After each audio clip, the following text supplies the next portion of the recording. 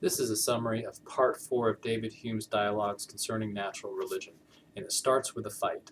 Cleanthes calls Demea a mystic, and apparently this is insulting. He says that Demea's mysticism, or his idea that you can't describe God with human language, is no different from an atheist or a skeptic who says that we can't understand or know God. Demea shoots back and calls Cleanthes an anthropomorphite. Anthropomorphism is the idea that you describe something in human terms or give something human characteristics that's not human. In this case, talking about God. And the problem with anthropomorphism for Demea's from his perspective, is that we human beings are finite.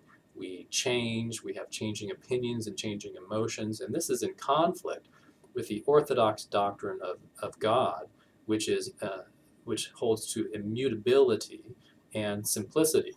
Immutability is the idea that God doesn't change, there's no change in God, and simplicity is the idea that God is not composed of parts. And so he thinks that this anthropomorphism is in conflict, violates these core teachings of Christianity or theology.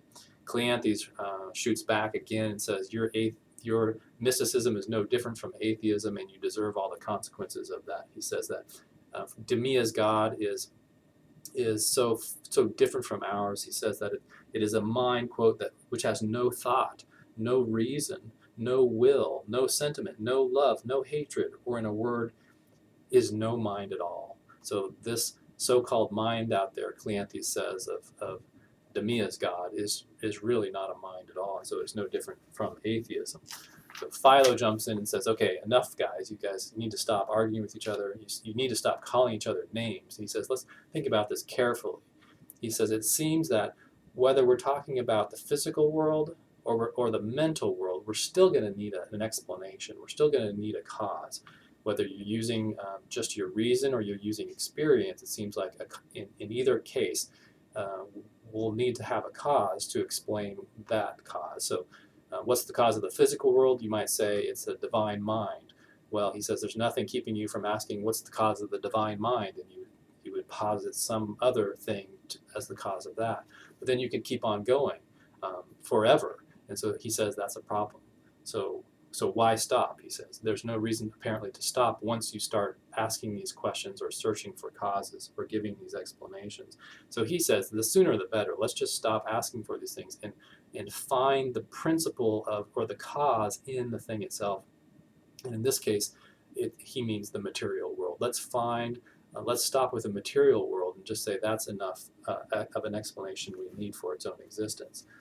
So he says he wants to limit it to the present world.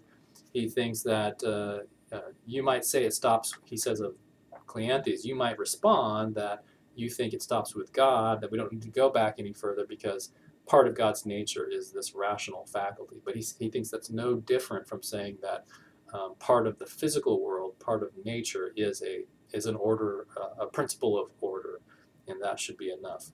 Cleanthes responds and says, he says, once I get to the explanation of the physical universe, once I get to the cause of the physical universe, I don't need to go any further. I mean, he says it would be nice to know what's beyond God, but he's happy enough with that. And he has this very funny quote at the end of that paragraph. He says, "You ask me what is the cause of this cause? I know not. I care not. That concerns not me. I have found a deity, and here I stop my inquiry." But Philo's not very satisfied with this response.